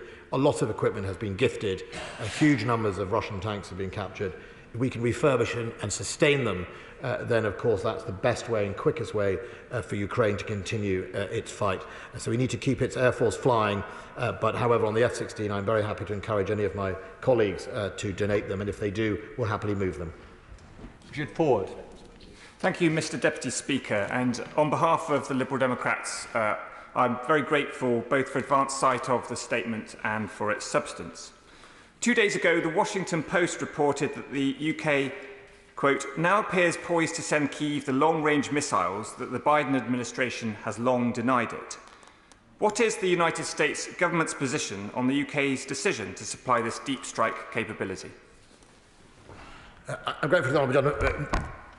The issue I take with the Wall Street Journal is the US have not denied Ukraine longer range. They put in the HIMARS and indeed some other Western systems. The difference is the ATACMS, which is a different type of munition. It's not a sort of deep strike. The Storm Shadow has the capacity to hit below ground. It's like it can go into a bunker type thing, and an ATACMS is more of an area weapon system. So it's a different weapon system. You know, the Americans have been clear on its donations, or not at the moment considering that donations.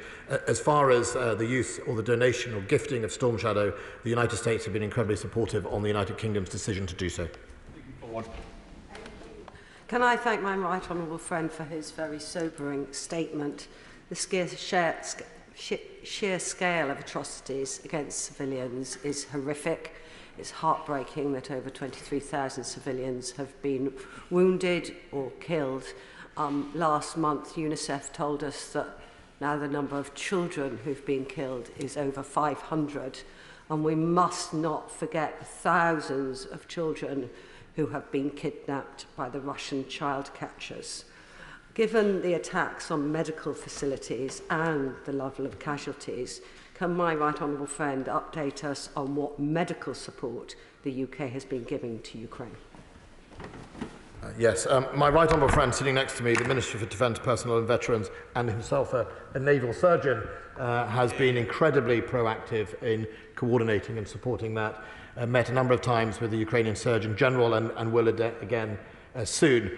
We have provided training and equipment, certainly in the healthcare for the medical, including rehabilitation, but also alongside in the Department of Health has been able to support, and I'm very happy to write to the Honourable Lady with the details of the sort of pure civilian medical help and assistance we have given, but that often is around things like generators, ambulances and other medical supplies. Barker. Deputy Speaker, the Defence Secretary himself has said that the Conservatives have hollowed out and underfunded our armed forces. So why is the Defence Secretary still pushing ahead with further cuts to the British Army by 10,000 troops and £2 billion real terms cuts in day-to-day MOD spending, which means less money for forces' pay, recruitment and families? Mr. Deputy Speaker, it would be good if the Honourable Lady actually quoted me correctly. I didn't say the Conservatives, I said successive governments, including her own, for the last 30 years have hollowed out the armed forces, and that's why we need to rectify it. It's why we got £24 billion recently and an extra £5 billion at the last election, not last budget, not only to refurbish, but also to modernise our armed forces. Get the quote right next. Thank you, Deputy Speaker. Mr. Deputy Speaker, Storm Shadow is a potent weapon, so I cautiously welcome the announcement today on the basis of what the Secretary of State has reported to the House. I'm also reassured by the undertaking that Storm Shadow will only be used to prosecute targets inside Ukraine. Why? Because NATO's aim has to be to eject Russia from Ukraine, not to wage war against Russia. My point is this: can I also ask him, please, in the same way that Challenger 2 preempted the deployment of Abrams and Leopard 2, could we assume in this particular case that the deployment of Storm Shadow might preempt other medium and long-range weapons being deployed from other NATO nations? And also, could he specifically answer, please, what it will take for F-16s to be deployed?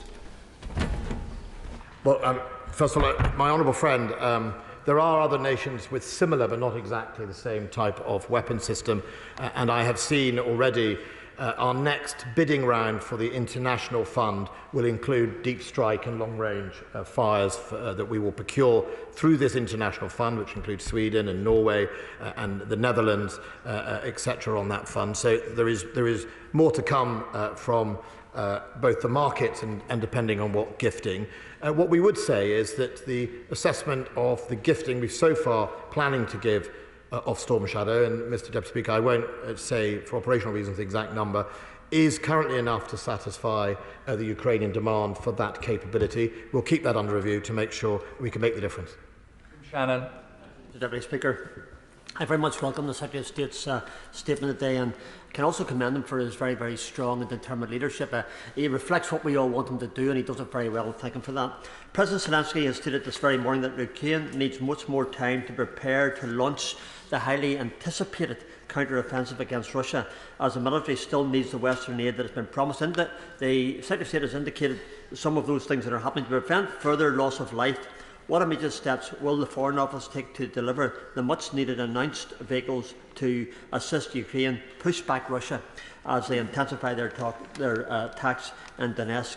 Oblast. Look, I'm grateful to the honourable gentleman. I think none of us should underestimate the political weight on the shoulders of the President of Ukraine. It's easy for us here in our safety of London and behind an alliance of 30 in NATO to forget that he is going to have to make a decision at some stage of this year to send men and women of their armed forces across minefields towards machine gun posts to take back their sovereign territory. And I think it is, there will be no easy way to predict when they'll do that. And he has to balance that with also an economy deliberately destroyed by Russia that he is also going to have to balance. So I wish them well in that. We will continue to support them to the end, in my view. It's what I believe and we stand for. We will keep supporting them. What I can say is, if he delays because he's waiting for the equipment, I would understand that fully. We'll do everything we can to make sure everything gifted is in the right place at the right time. So when he makes that decision, those men and women have the best chance of survival. Mandel. Thank you, Mr Deputy Speaker, and I draw attention to my entry in the Register of Members' interests. I welcome my right honourable friend's statement and announcement, and he set out a list of atrocities which surely shames Putin and Russia. I've seen for myself in Ukraine how evilly and deviously landmines and other booby traps are contrived in order to cause the maximum casualty and danger to civilians. So will my right honourable friend confirm that the UK Government will continue to support the day-to-day work of the Halo Trust and the Mine Action Group in the removal of these mines, because they are the imminent threat on a day-to-day basis to so many civilians? Yes, the Halo Trust is an amazing organisation. I think first founded under the Soviet occupation of Afghanistan, and that's where its pedigree comes from. I met recently some people who had been working in the Halo Trust in Ukraine. It's ongoing now, but long after this is over, I know they will be there, and the government will do everything it can to support them, whether that's through the Ministry of Defence or the Foreign Office and other departments.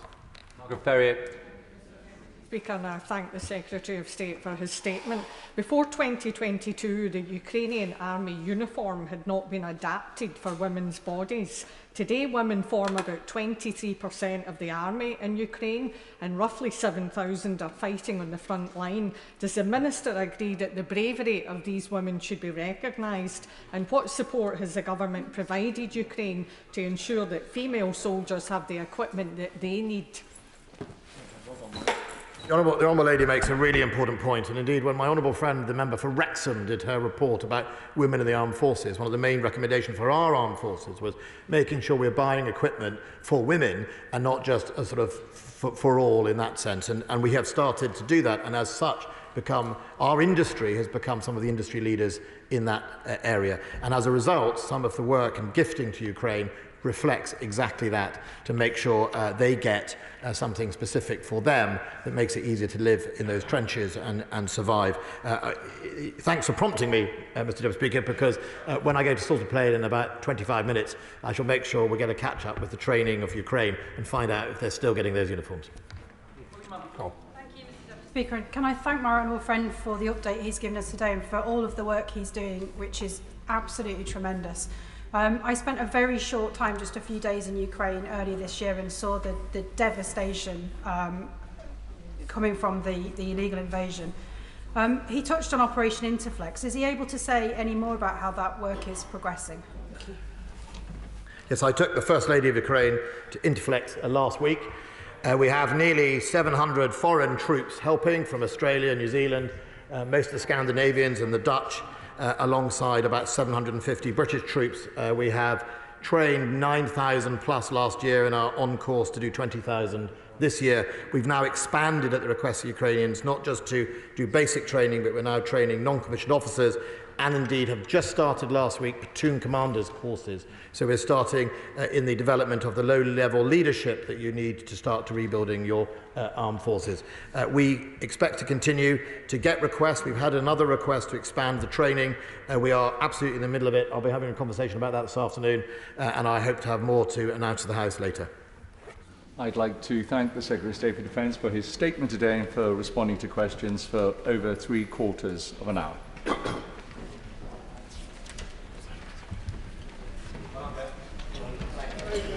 Royal Assent.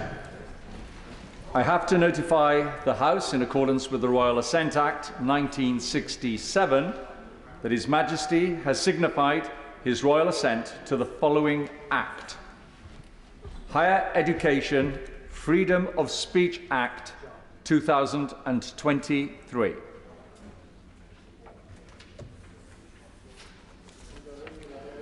Before I call the Secretary of State to make his statement on transport, Mr. Speaker has given a statement that he has repeatedly made clear that the House should be told first when government is making any important announcements, and he is extremely disappointed that there has been extensive press coverage this morning about these developments.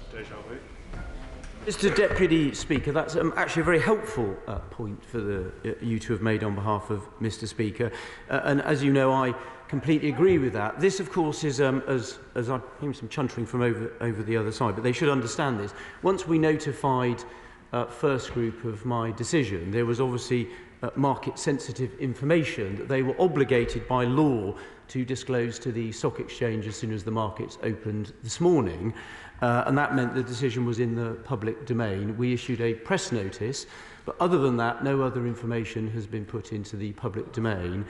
And I've therefore kept all of our remarks until the House was able to be updated. But in market-sensitive cases, I know Mr. Speaker will understand that there are certain things that do have to be disclosed to the outside world and aren't able to wait until being notified to the House. So, Mr. Deputy Speaker, let me start by thanking the entire transport industry and officials across government for their professionalism and hard work over the last weekend. Tens of thousands of people travelled to Windsor and central London for the coronation of His Majesty King Charles III and Her Majesty Queen Camilla. Getting the public around efficiently and safely took months of planning and preparation, and special thanks must go to Great Western Railways for putting on additional services, as well as Network Rail and South Western Railways, who facilitated the biggest movement of military personnel by the rail industry in over 50 years for the coronation. It meant people from across the UK, indeed around the world, were able to unite in celebration during what was a truly historic moment. Mr. Deputy Speaker, in my most recent oral statement to the House, I made clear the government's commitment to deliver a railway that works for passengers, businesses and the taxpayer, and where services are not up to scratch, we're holding operators to account, and where there are systemic weaknesses in the industry, we're pushing ahead with reform. So I wish to update the House today with our progress, starting with the future operator of the Trans-Pennine Express contract. Since I took office, I've been clear that First TPE service levels have for too long been unacceptable. Passengers, including many honourable and right honourable members across this House, have faced significant disruption, including regular cancellations and poor levels of communication. The underlying reasons behind this vary, but what's clear is the twin challenges of COVID and industrial action have left their mark. First TPE's driver training backlog now stretches to nearly 4,000 days, which means that at any one time it can only draw upon 80% of its total driver workforce. Adding to this, a breakdown in relations between the operator and the driver union ASLEF, and all told, there simply haven't been enough drivers to run the planned timetable. Inevitably, passengers have borne the brunt, facing cancellation rates of up to 23% on Monday to Friday services and gaps in services on some routes of up to 6 hours. That clearly isn't good enough. A point I have made directly with First Group, which owns First TPE, and which my honourable friend, the Rail Minister, has made in weekly meetings with the Rail North Partnership, where Transport for the North jointly manage First TPE's contract with the Department for Transport. We will always hold operators to account for matters within their control, Mr. Deputy Speaker. We'll give them a chance to put things right, but despite a recovery plan put in place since February, there remain significant challenges underpinned by ASLEF's distinct lack of cooperation. To achieve the performance levels I expect that passengers deserve and that the northern economy needs, it's clear that both the contract and the underlying relationships must be reset. And I have therefore decided not to renew or extend First TPE's contract when it ends on the 28th of May. Instead, I am exercising my operator of last resort duties and directly awarding a new TPE contract to a public sector operator who will operate it on my behalf. As Transport Secretary, my obligation first and foremost is to secure passenger rail services on which TPE passengers can rely. That requires a new approach, one which the OLR is best placed to deliver in these circumstances. And most significantly, it provides an opportunity to reset relations between management and all stakeholders, from passengers to trade unions. I've also asked my officials to review services in the north to help drive efficiency and find better ways to deliver for passengers across the region. And I will ask all interested parties, including the Northern Mayors and Transport for the North, to engage with the government on this work. Now, whilst today's decision will be welcomed by many, and whilst it shows a government alive to the concerns of passengers, as my honourable friend, the Rail Minister, and I have made clear, it would be misguided for anyone to think this is an instant solution. The problems First TPE faced won't disappear overnight. Any operator facing industrial action and a union-coordinated ban on overtime working will struggle to run a reliable service.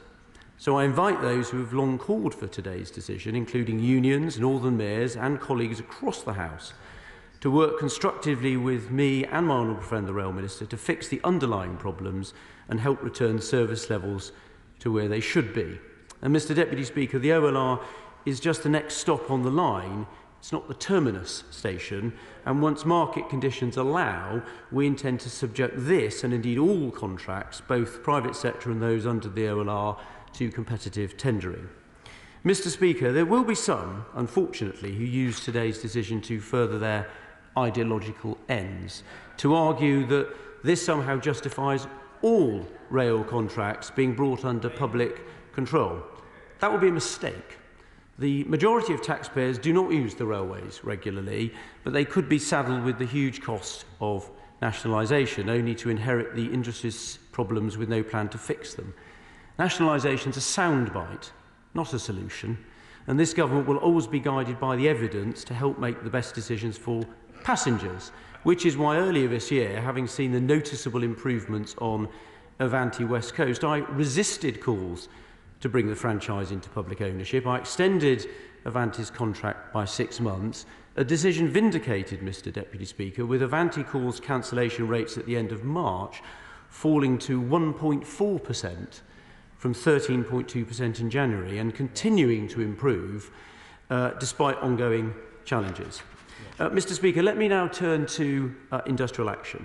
For months, the Rail Minister and I have worked hard to change the tone of the dispute and help facilitate fair and reasonable pay offers for workers. But in negotiations with train operating companies, the RMT and ASLEF are refusing to even put those pay offers to a vote of their members, despite RMT members who work for Network Rail voting overwhelmingly to accept a similar deal earlier this year. Instead, the RMT have balloted for yet more industrial action, and along with ASLEF, both have cynically called strikes that will cripple the network during the Eurovision Song Contest this week. We're hosting Eurovision because last year's winner, Ukraine, can't. It will be an event attended by displaced Ukrainians that have fled Putin's war, and the House has just been hearing about that threat, Mr Deputy Speaker. So it beggars belief why unions have chosen to disrupt such an internationally symbolic event, one that not only presents a united front against Russia's aggression, but shows solidarity with Ukraine's resistance. So my message on behalf of fed-up passengers is to say to the union leaders, call off your strikes, put the fair and reasonable pay offers to a vote, and give your members a say on their future.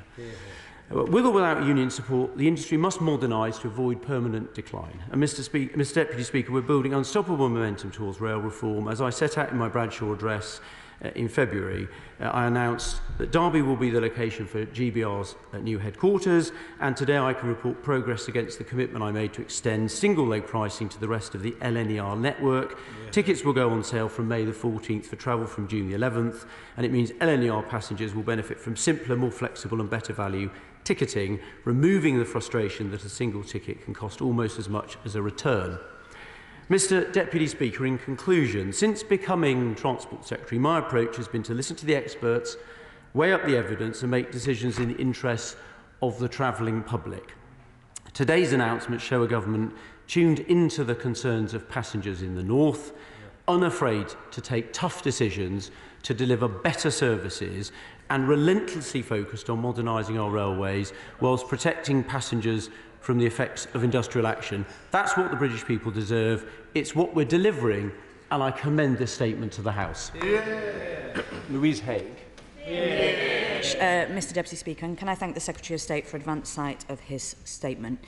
Mr Deputy Speaker, after years of comprehensive failure, after tens of millions in taxpayer cash has been handed to an operator so clearly not fit for purpose, after needless damage has been wrought on our northern economy, and more than 6 months after Labour demanded it, the Tories have finally accepted that they can no longer defend the indefensible.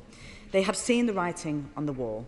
And the only question passengers will be asking today is, what stopped the Secretary of State taking action sooner? How on earth did it take this long? Let's just be clear about the failure that until now has been allowed to go on unchecked. This operator has broken records for cancellations. Almost 1 in 5 services last year did not run. Fewer than half the services were on time. And it's not just been an issue for the last few months, as ministers claim, but for years. 7 years ago, well before COVID, TransPennine Express had exactly the same staff shortages they suffer from today. They failed to address the issues that passengers are still experiencing. That they managed to keep this contract for so long, to be told only months ago they were in line for an 8-year extension, is extraordinary. But, Mr Deputy Speaker, the difficult truth for the Secretary of State today is this. His decision shines an unforgiving light on the fractured railways his party are responsible for. This endless cycle of private operators having to be taken over shows the rail system is fundamentally broken. The comprehensive failure of TransPennine Express is not a bug in the system, it is a feature of it. Since the Conservatives came to office, the East Coast franchise collapsed and was taken over. Northern Rail followed, then London and South Eastern.